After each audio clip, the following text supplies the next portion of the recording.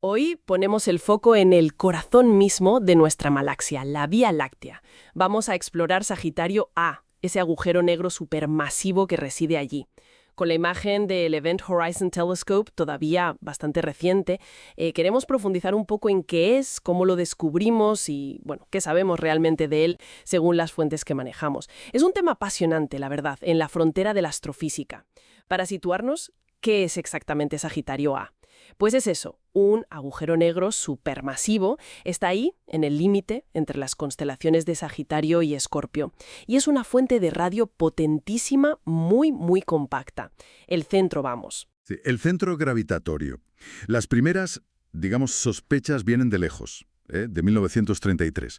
Karl Jansky detectó señales de radio de esa zona del cielo. Pero la identificación clara de Sagitario A, de esa fuente compacta y brillante, no llegó hasta 1974. Fueron Bruce Balick y Robert L. Brown.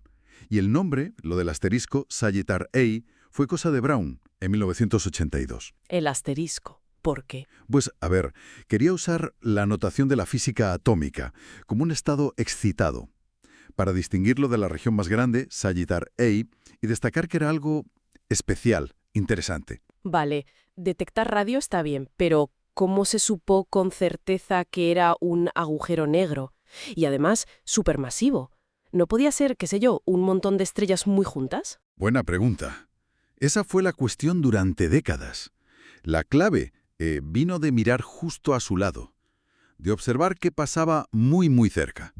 Hubo equipos, liderados por Reinhard Genzel y Andrea Ghez, que se pasaron años siguiendo el movimiento de estrellas que giran, bueno, peligrosamente cerca de Sagitario A. La estrella S2, ¿verdad? He oído hablar de ella. Exacto. S2 es fundamental. Estudiando su órbita con muchísimo detalle y aplicando las leyes de Kepler de toda la vida, pudieron calcular la masa que había allí, concentrada en un espacio minúsculo. Y salió una barbaridad. Unos 4,3 millones de veces la masa de nuestro Sol. 4,3 millones. Sí. Y toda esa masa en un volumen tan pequeño, pues descartaba otras opciones. No podían ser estrellas de neutrones ni agujeros negros más pequeños acumulados. La única explicación, era un único agujero negro supermasivo. Por este descubrimiento, Genzel y Gels recibieron el Nobel de Física en 2020. Merecidísimo. Increíble. Y mencionabas que S2 se mueve muy rápido. Rapidísimo es poco. En su punto más cercano a Sagitario A, alcanza casi el 3% de la velocidad de la luz. ¡Wow! Una velocidad tan bestial que permitió medir efectos de la relatividad general de Einstein, como el corrimiento al rojo gravitacional. Una pasada. Y claro, después de todo esto, en 2022 llegó la famosa foto del Event Horizon Telescope, la imagen, la prueba visual, digamos. Eso es. Aunque, hay que matizar.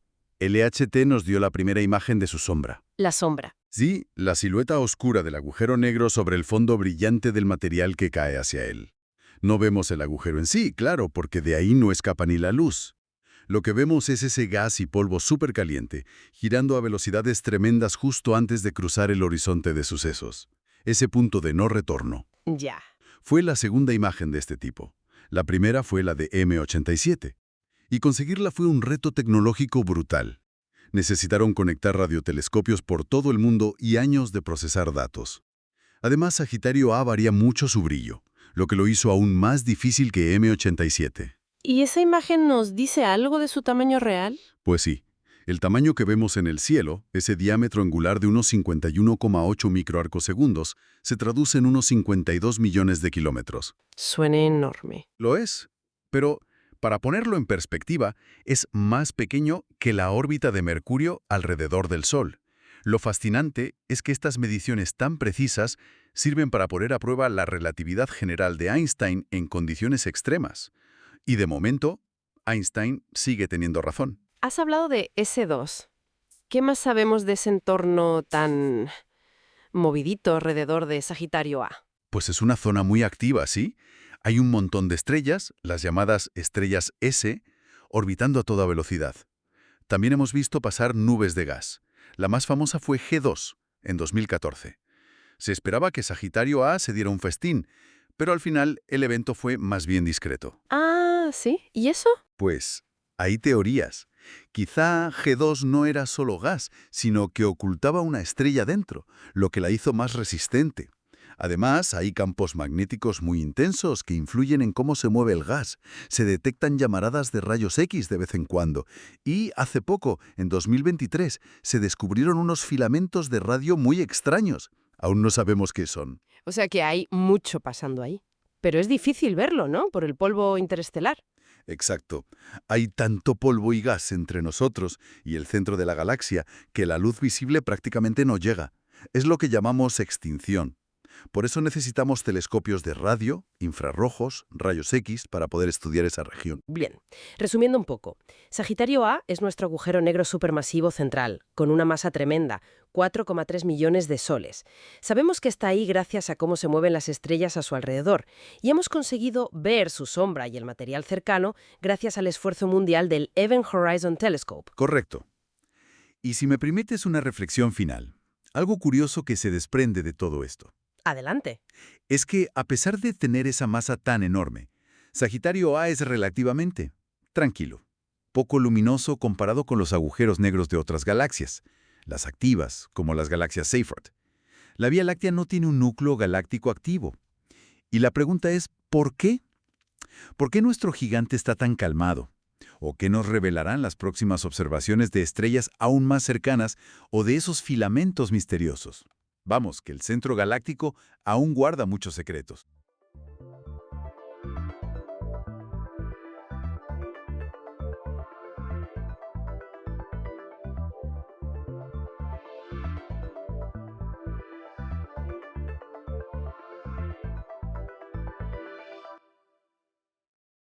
Vamos allá con una exploración a fondo de, bueno, un auténtico peso pesado del periodismo, The New York Times.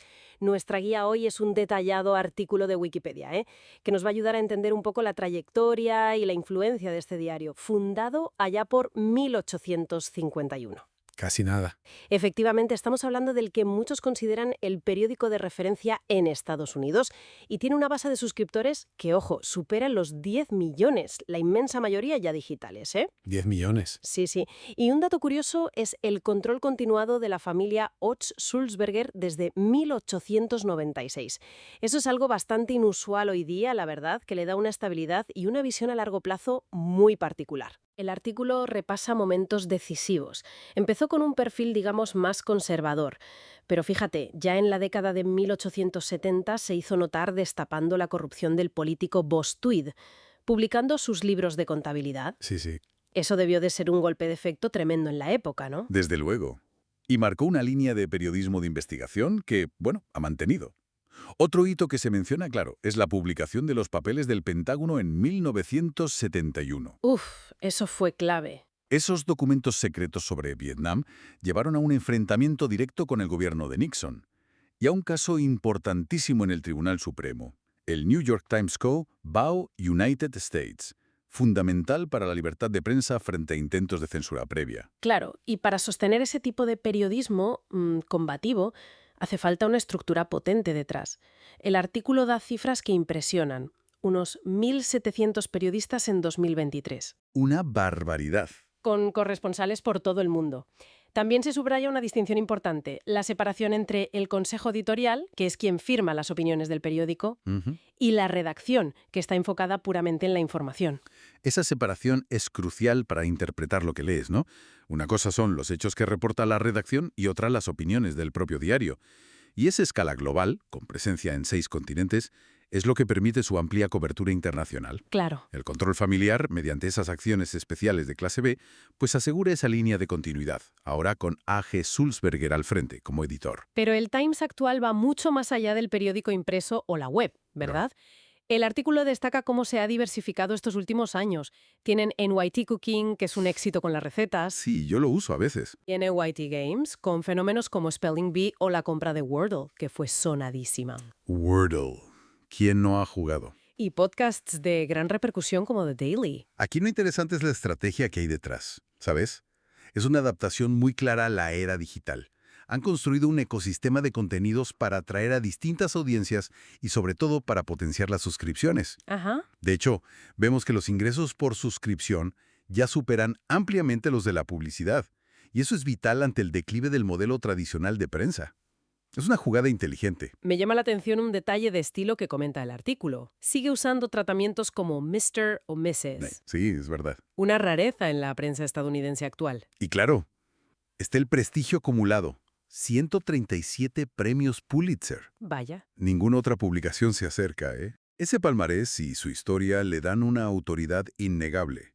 El artículo apunta a su impacto académico, su influencia en el uso del inglés. Ahora bien, también recoge críticas y controversias, como es lógico. Claro, no todo va a ser bueno. Exacto.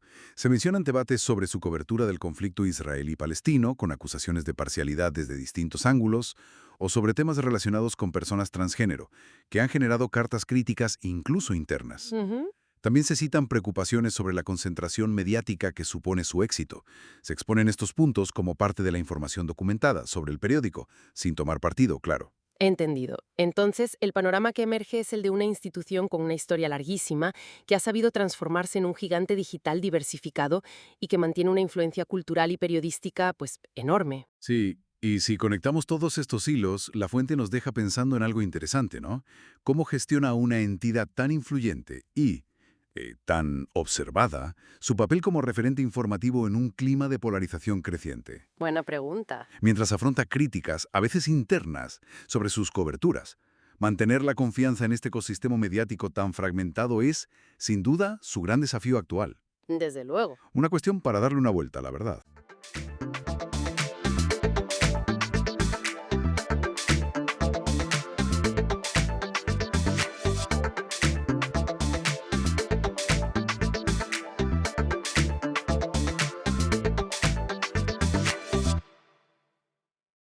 Hoy exploramos un texto breve, pero de una densidad tremenda. El Dokodo. El camino de la soledad. Exacto.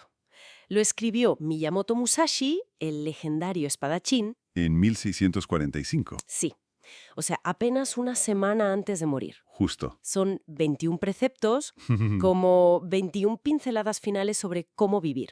Vamos a intentar captar la esencia de este testamento vital tan particular. ¿Qué significa realmente eso de caminar solo, según Musashi? Que es una pregunta clave, sí. Sobre todo por el momento en que lo escribe. Musashi está literalmente desprendiéndose de todo. Claro. Regalando sus posesiones, preparándose para el fin, y dedica estos 21 puntos a Terao Magonojo, Su discípulo preferido. el mismo a quien ya había confiado el libro de los 5 anillos. Así que el Dokodō es como su última lección. Entiendo. Y el tono es austero, increíblemente honesto, casi ascético, Ascético. Sí, esa palabra le encaja perfectamente. en el sentido de disciplina rigurosa, ¿sabes? Rechazo de lo superfluo. Es la filosofía de alguien que ha vivido al filo. Y se nota desde el principio, ¿verdad? El primer precepto. Acepta todo tal como es. Ujú. Suena simple, pero la implicación es enorme. Renunciar a luchar contra la realidad. Exactamente. Pero ojo, no es resignación pasiva. Es un reconocimiento activo de lo que es, como base para actuar. Claro, para poder hacer algo después. Y se conecta directamente con otros. Por ejemplo, el sexto. No te arrepientas de lo que has hecho. Ah, claro. Si aceptas el presente tal como es, y tus acciones pasadas son parte de ese presente, pues el arrepentimiento se vuelve innecesario. Incluso un estorbo para seguir el camino. Justo.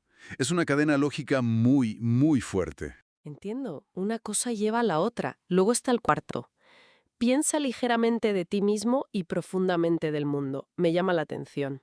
Ese contraste, ¿verdad? Sí. Minimizar el ego para entender mejor fuera. Precisamente. Sugiere humildad radical. Desinflar la propia importancia para poder observar, comprender el mundo con más claridad, sin el filtro del ego. Vital para un estratega como él. Claro. Su supervivencia dependía de evaluar bien a los oponentes, el entorno. Y esta humildad, fíjate, se vincula con la autosuficiencia. El precepto 19. Respeta a Buda y a los dioses sin contar con su ayuda. Ese es muy potente. Reconoce la tradición, lo espiritual, si quieres. Pero corta de raíz cualquier dependencia. La responsabilidad es tuya. Punto. Enteramente. Nada de esperar milagros o ayudas externas. El honor, la integridad, la acción, todo reside en el individuo. Y eso nos lleva a otros como el 17. No temas a la muerte. Claro. Si has vivido con honor, siguiendo tu camino, como dice el 21, nunca te desvíes del camino. Entiendo. Y no dependes de consuelos externos ni te aferras a la vida con arrepentimiento o deseo. El miedo a la muerte pierde su poder. El foco está en la coherencia de la vida que has vivido. Eso es. Es una filosofía, bueno, muy exigente. Choca frontalmente con nuestra época. Pienso en preceptos que hoy suenan casi a otro mundo. Por ejemplo, El 12. Sé indiferente al lugar donde vives. O el 13. No persigas el sabor de la buena comida. ya. En un mundo obsesionado con el confort, las experiencias, el placer, ¿cómo se interpreta eso? Renuncia total. Es que Musashi propone un desapego funcional. No se trata de no disfrutar de nada, Ah, vale. sino de no depender de esas cosas. Ni para tu equilibrio interior, ni para tu concentración en el camino. O sea, que no se conviertan en debilidades. Exacto. La búsqueda activa del placer, el apego a un lugar, pueden ser distracciones. Debilidades. Para alguien cuya vida era entrenamiento, duelo, estrategia, cualquier dependencia era un riesgo. El verdadero hogar estaba dentro, en el dominio de sí mismo. En el dominio de sí mismo y de su arte. No en factores externos y cambiantes. Visto así, tiene una lógica interna, implacable, aunque sea difícil para nosotros hoy. Difícil, pero coherente con su vida. El desapego como herramienta, de fortaleza y enfoque. Efectivamente. Los temas recurrentes son esa aceptación profunda, el desapego emocional, material, circunstancial, la humildad como vía de conocimiento, el honor como eje. Y la autoconfianza. Sí, una autoconfianza basada en la propia disciplina y principios, no en validación externa o ayuda sobrenatural. Es el retrato de una soledad elegida. No como algo triste. No, como espacio de fortaleza interior. Entonces, resumiendo, el Dokodo no es solo una lista de reglas, es como la destilación final de una vida dedicada a un camino muy concreto, El del guerrero solitario. que busca la perfección a través de la autodisciplina y el enfrentamiento directo con la realidad, incluida la muerte. Una guía austera, sí, para vivir y morir con integridad. Exacto. Y deja una reflexión flotando, ¿sabes? Casi como un desafío a través de los siglos. ¿Qué sucedería si alguien hoy, en pleno siglo XXI, intentara aplicar en serio uno solo de estos preceptos? Buena pregunta. Tomemos, por ejemplo, acepta todo tal como es. O piensa ligeramente de ti mismo y profundamente del mundo. Sí. En una sociedad que a menudo nos empuja a querer cambiarlo todo, a cultivar la imagen, a buscar la gratificación ya. ¿Cómo alteraría nuestra perspectiva diaria intentar vivir bajo una máxima de un samurái de hace casi 400 años, Uf. preparándose para morir en soledad? Es algo, bueno, sobre lo que merece la pena pensar un poco.